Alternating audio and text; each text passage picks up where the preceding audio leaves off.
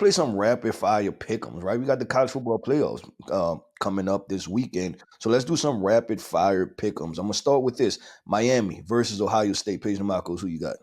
Oh, this is an easy one for me. This is the Buckeyes all the way. Miami is not a team that I have been impressed with. The win that they had was not it was a snoozer of a game, right? Mhm. The first that game in the college football playoff, and the Buckeyes are a stacked roster on both sides of the football. They're going to be the better coach team. They're the more talented team, and I expect them to handle business.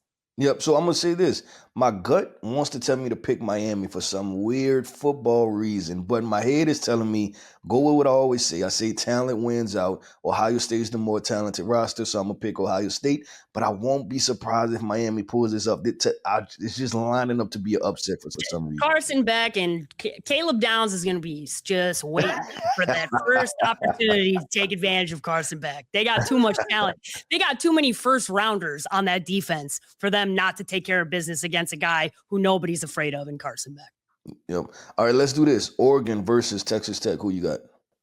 You know where I'm going. It's all about the Ducks, baby. They're coming in and they're going to take care of business against Texas Tech. I understand that Texas Tech's defense has been excellent this year, but they haven't been facing the likes and the talent that is the Oregon Ducks. I also like the fact that, I love this coach. I love the quarterback. I like that this team is coming off of, there's been some of the last year there was rust for the teams that had not played and had a bye week. This is also the early game, and I think that's going to be a factor. So I'm going with the Ducks. I'm sticking with my guy Dan Lanning, and I think he's going to take care of business. Yeah, I'm gonna go Oregon in a close one. This is another one where I can see an upset happening. I'm gonna go Oregon. I think Texas Tech is gonna play a lot better than what people think. They have two wide receivers out there, Caleb Douglas, Reggie Virgil, that can get some things done on the outside. But I think this is why you spend NIL money, right? Like these are the two of the top programs that spend NIL money and they're gonna face off. I think Oregon gets it done because they might be a little bit better in the trenches. So I'm gonna pick the Oregon Ducks. Let's go Alabama versus Indiana. Who you got?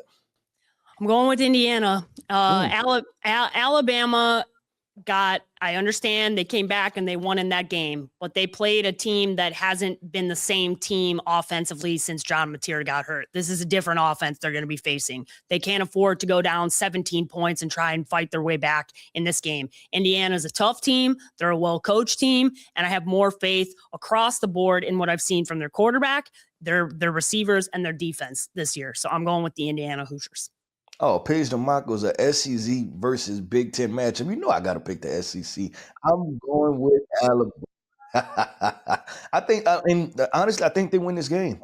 There's going to be a team, and you talked about this. I think when we're talking about the Oregon versus Texas Tech matchup, a couple of these teams, I believe, are going to get caught up with having the long break, right? I can see that happening. And you're talking about all the teams that have played versus all the teams that haven't played. And I think this is the matchup. If Indiana starts slow, Alabama starts with the wheels rolling.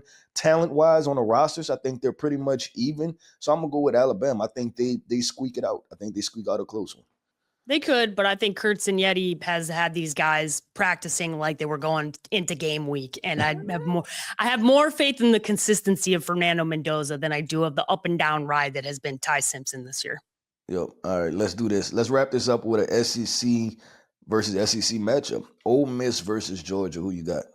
Man, this would be really fun if Lane was coaching. This sucks. This should be an unbelievable matchup between two heavyweights. And I honestly, if Ole Miss was going in there with Lane, I would be picking Ole Miss to win this game. But because of that, I think just everything that's happened, and as much as they took care of a Tulane team, this is a different team they're going to face in Georgia and Kirby Smart. So I think it's going to be a close game. I think it's going to be a well-fought game from Ole Miss, but I'm going to go with the Georgia Bulldogs to take care of business in that last matchup. Yeah, I'm gonna go with Georgia too. I think this is gonna be the what if game, right? And unfortunately, it's gonna be a what if game for a lot of those Ole Miss players. That if we didn't have the distraction of our head coach leaving, rumors of our quarterback talking about he wants to come and make another year and potentially transfer, just all of these different things going on, I think this team could have upset Georgia. They were one score away from beating Georgia early on in the season at Georgia. So Ole Miss, I think they would give them a hell of a ride, but I think Georgia would just win out because they'll have the consistency, and obviously Kirby Smart is a head coach that's been there, done that as far as being in high leverage games and winning national championships. So I'm gonna go with Georgia with this one. All right, you ready to wrap this up with some college football buy or sell? Let's do it. I'm ready to buy or sell something. Yeah, we're ready to buy or sell something. We should buy or sell something from Panini. That's our trading card partner, our biggest partner. Obviously, we got the Senior Bowl coming up too. You want to check out paniniamerica.net so you can get all of your trading cards and all the exclusives that they have coming down the pipe. So let's start this off with a college football playoff related question. And this is we kind of already gave this away because each of us picked one. So I know I know that you're gonna sell this, but I'm still gotta ask the question. There will be But no one and done college football teams this year. Buy or sell. I am buying it, right? Because I think obviously, no, I'm selling it. I'm sorry. The buy, I'm I'm selling. Okay. I'm Because you selling it. picked Oregon. You picked Oregon, so Texas Tech will be a one and done team. Yeah, that's what I meant. I mean, yeah, I'm selling this because I think that it's kind of a little confusing, but yeah, I'm selling this. I think that Oregon will beat Texas Tech, right? I think Texas Tech had a great situation, great story. I think they'll beat them. Even I picked Alabama over Indiana. Yeah, I picked Alabama too. So those are my two. I think that are going down as far as the one and done. That long time being off, I think we'll catch up with a couple of these teams. And this happened a lot in last year's college football playoff. So I Yep. think there's for sure going to be at least one of those teams. And I feel really good about that Oregon game. And I think there's a 50-50 shot you could see it happen with Old Miss Georgia as well, just depending on how I, that I team comes agree. I out. almost picked all upsets. Like I almost went I with the agree. team that played. I was really close to picking all upsets. I was gonna pick Old Miss up until and I was like, you know what? I gotta go with this lane thing has been a lot to deal with. Has been a lot to deal with. So but I will not be surprised if Georgia takes care of business. All right, at least 3 first round quarterbacks are playing this week.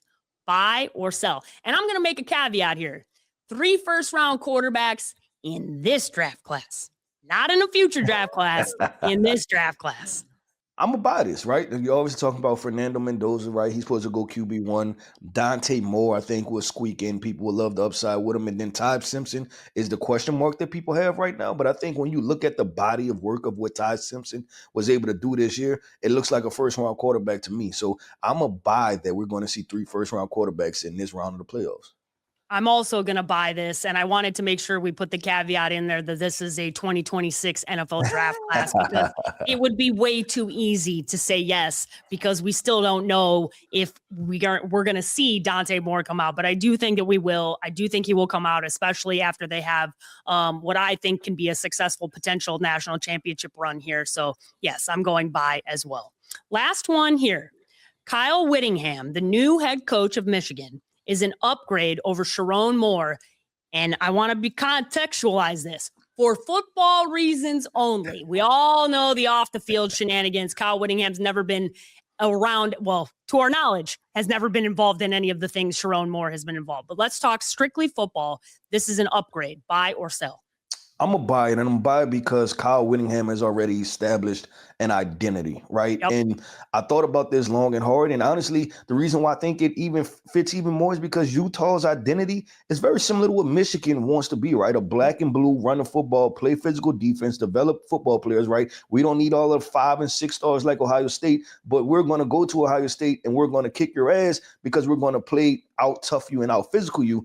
Sharon Moore was a guy that had tremendous upside, but it was a matter of potential versus I've already done it. Whittingham has already done it. He's had Utah as a top 10 team. He's had them compete as a top 5. He's had people think about them. It's like, hey, could they be one of the best teams in the entire country? So you give him the resources of a University of Michigan combined with what he's already done, establishing culture. I think it's a better situation. I think this is an easy yes. I'm buying Mhm. this because Kyle Whittingham's been one of the winningest coaches over the last 20 years. He's had a winning program constantly at Utah. He's consistently put guys into the NFL over the last 20 years while he's been there. This is a team that's competed in the Pac-12 constantly. He has never had the resources that Michigan has that he's now going to have at his disposal. And most importantly, I think the biggest part of this is Sharon Moore was very inexperienced when he took over this job as Mhm. a head coach. And I Yep. think that part of it got to him in the off the field and the on the field, both. So I think this is coming from, hey, you need somebody, all the off the field stuff matters, but also just who this football coach is, who he's been, who he's shown you to be, and the type of players that he can bring to the table. Kyle Whittingham is an upgrade here over Sharon Moore.